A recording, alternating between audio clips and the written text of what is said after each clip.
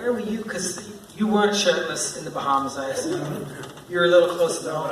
I was actually in London working on something and in production, and so which was sort of a blessing because you're just so like tired at the end of the week and just trying to put one foot in front of the other that like I of course was upset and knew what was happening, but it was sort of like I didn't have the full emotional capacity to cry about it for several months later. But yeah, it was crazy because like genuinely I feel like I set out at least to write something that everyone would like, which is not coming from a place of like a goodness of my heart. It's like a deep insecurity, but like it's many recesses that I wasn't picked from any teams. But like we wanted people to like we wanted everyone to enjoy it. We didn't want to alienate any single audience member or any certain person with any certain view. So hopefully now that people who felt that way back then who hadn't seen it. Maybe we'll see it now and feel differently. Well, that's the thing. I mean, you want to give people everywhere and anybody the respect that they want. It's like you should decide for yourself. It shouldn't be a politician. It shouldn't be a censorship board. Like let people determine. There's always the option they can either switch off, or in this case, they don't have to buy a ticket when they go in. So giving people that freedom. It's great that Universal is releasing this film. And it's great that we're able to see it and screen it here today. So this has got to be a kind of surreal experience, right? Actually, when Universal announced the film was coming out, was it a sense of relief, or was there a little bit of concern? It was like, oh no, Donald's going to come after us again. What was that? I think that I'm not exaggerating when I say, independent of how the movie is received or what box office it does. It's a miracle that it's coming out. Like we really, when we heard that the movie was canceled, that's a very specific word.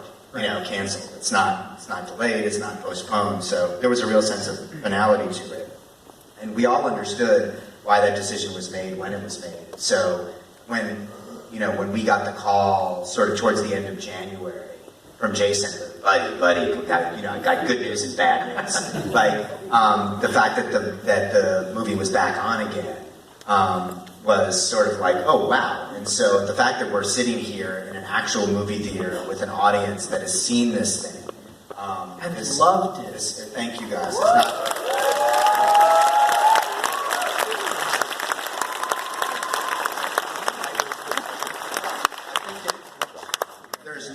Of me that feels like what happened was a good thing. Like obviously, given access to some sort of time machine, I would do everything that I could to prevent the chain of events that sort of led us here. But at the same time, now that we are here, like the level of like bona fide gratitude, never take for granted the fact that a movie that you make is going to be released and people are going to get to see it. And this experience again of like coming into a movie theater and watching something together, this is the ultimate uniter. Like, this is the thing that we all do together. Netflix is great. Binge watching television shows is great, but nothing beats this experience of coming all together and seeing something. And so the fact that The Hunt has made it to you guys is a big deal for us. And truthfully, that's why we do this, right? We do this as a means of bringing people together for communal experience.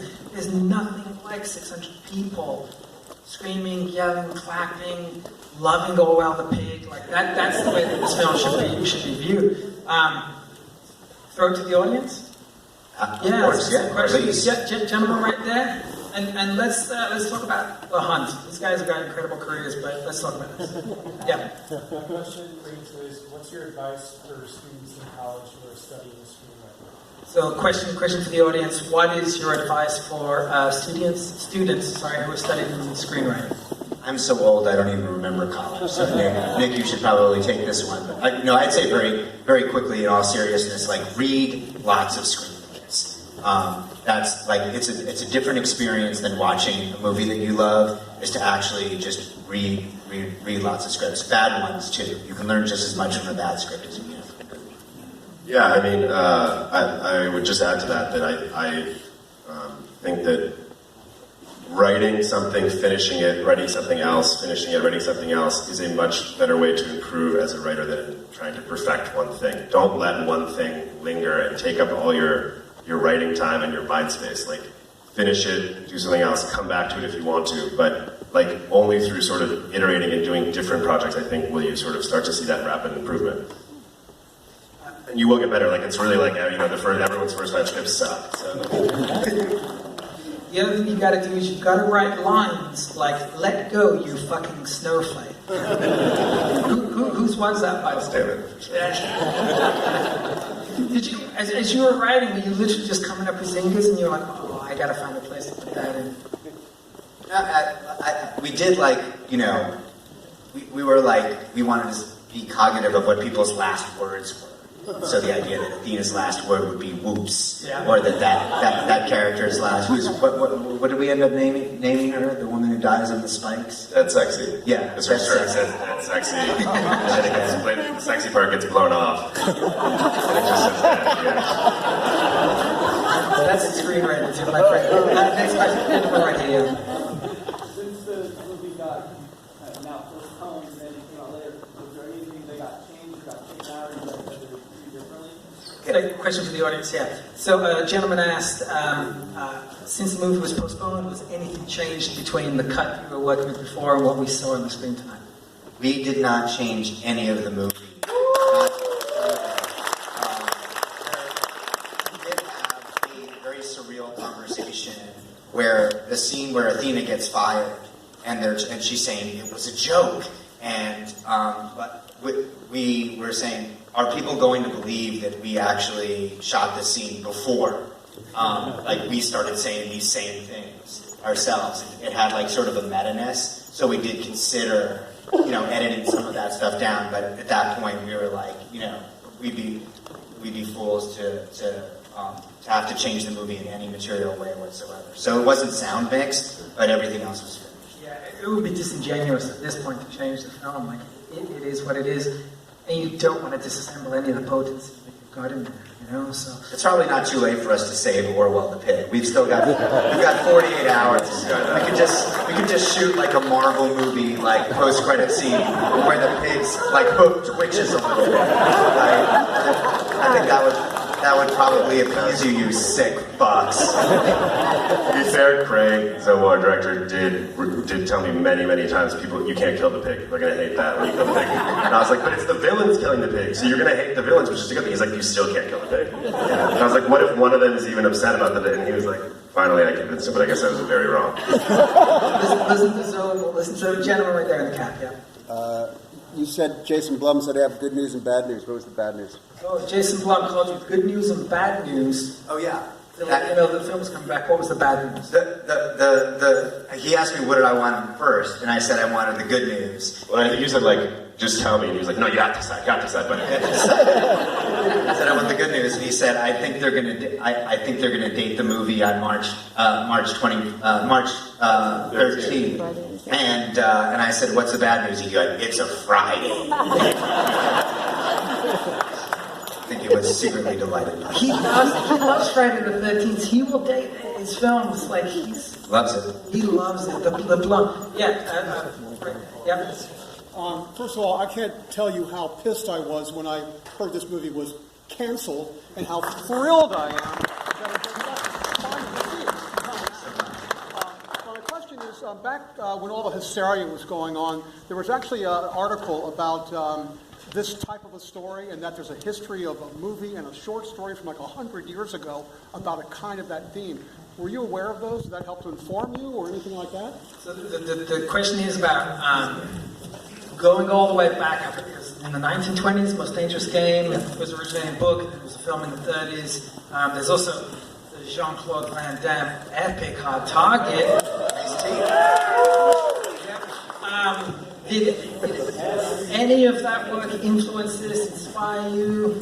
We definitely talked about Most Dangerous Game as shorthand. You know, I think it's sort of like, it's legendary in terms of the movie or the story itself becomes the convention of the genre. So when you say like Invasion of the Body Snatchers, you're just talking about any kind of story where the people that you love most have been inhabited by some sentient intelligence that is rapidly multiplying, etc. So we shorthanded Most Dangerous Game as any situation where humans were hunting other humans, but we wanted to make sure that the for sport part. That's the most dangerous game, which is hunting other human beings for sport. We were like, the first thing that we have to game for sport is not a good character motivation. So what if humans are hunting human beings for revenge? And what would they be wanting to get revenge for? Oh, what else? Internet trolling. I mean, right then it becomes, not like that's ever happened to me, but that was the sort of genesis. So, Rules of the Game also was a movie that we talked about a lot. Great movie. Just to sound pretentious for a second. Black and white. Very intellectual film.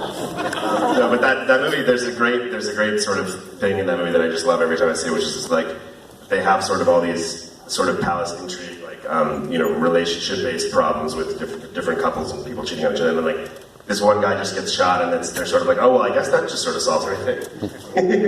And they're like, it's so French. They're just like, oh great, wonderful. All right, well we'll see you next week. Is that Renoir? Yeah. Gentlemen, So internally, when Trump sent out the tweet, he sends out tweets about stuff all the time, and they don't stop doing things. So what they just said, because he tweeted that, Universal decided not to release the movie, or how did that play out? it was more at the exact same time. Oh, I thought you were just going to repeat his question. Yeah, so the question was really about Universal pulling the film. Was it specifically based around the tweet? Obviously, Donald tweets all the time, so... Yeah, nothing would get released. But our understanding, and again, I experienced this all at once because I wasn't here as it was developing, but over the course of that week, the news cycle was just continuing to churn. This movie is about liberal elites hunting deplorables for sport. It was made by and so the messaging got completely and totally out of control. So I think conversations were already well underway about whether or not the movie should be released. And then when the president tweeted about the movie, that happened to coincide with the ultimate decision. But I'm not entirely sure it was a causative factor. It certainly didn't help. Everything just came together at the But the key thing at that time, which Damon talked about before, within that window there were shootings in El Paso, and then and then Dayton, Ohio, which the gravity of that is obviously huge. As you say, that man, there's a constant stream of... Yeah, because they've done that before. They would delay a movie after the shootings. They would delay something for like a month or something. They would release. They would not put it on the schedule for like a year or whatever as a result of that. Well, so there was something else to it. Our understanding is, and I'm not entirely sure this is accurate, so please fact check me, is that the president has only tweeted about 2 movies since he's been in office. Ours is one, and the other is Parasite, which won Best Picture. So, you guys are clearly onto something.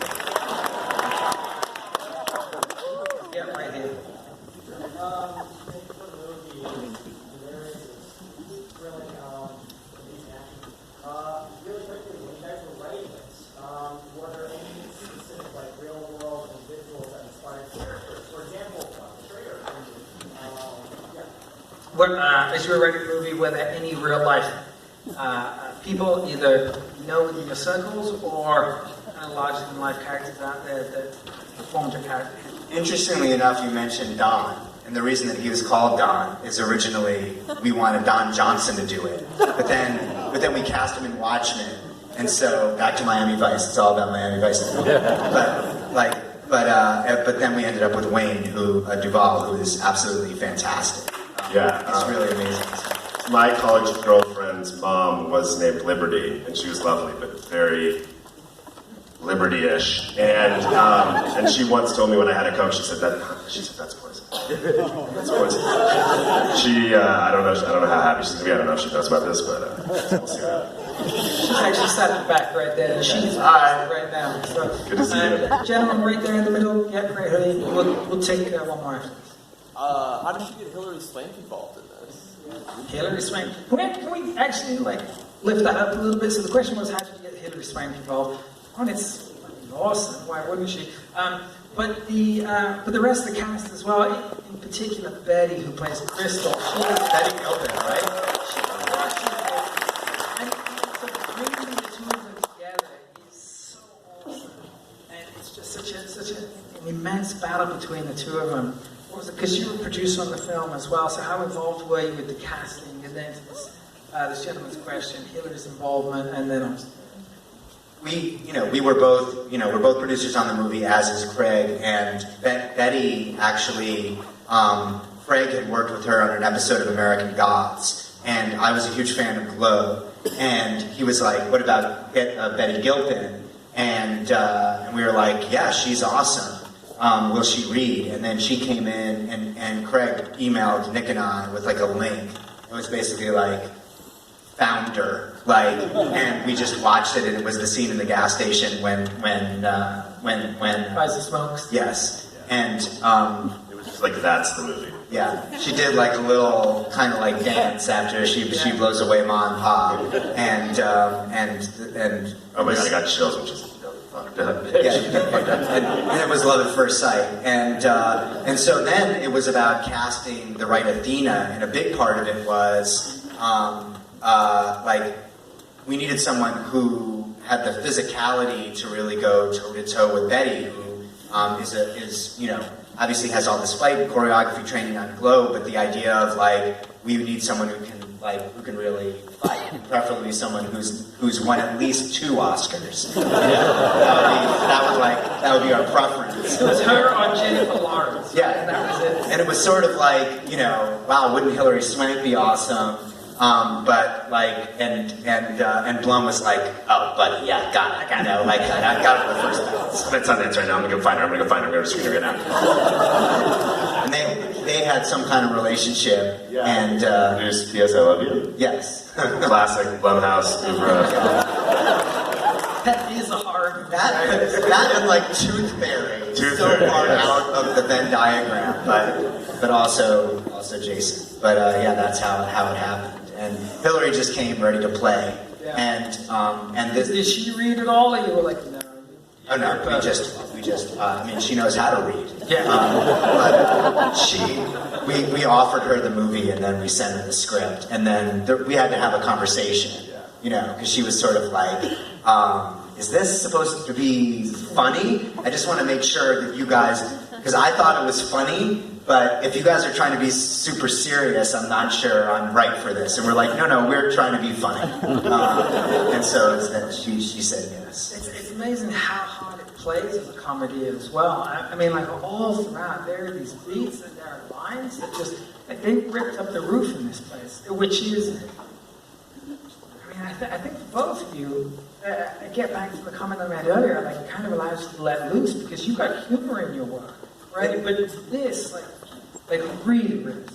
Thanks again for saying that. And I think like the humor in this movie is all about a certain level of absurdity. And this is why what happened, which is if you try to explain this movie to someone, if you're like, oh, get this. Like this woman comes running up to Justin Hartley, and then there's a gunshot, and then she's like, that almost hit me, and then she gets shot in the face, and her head explodes, and it's delightful.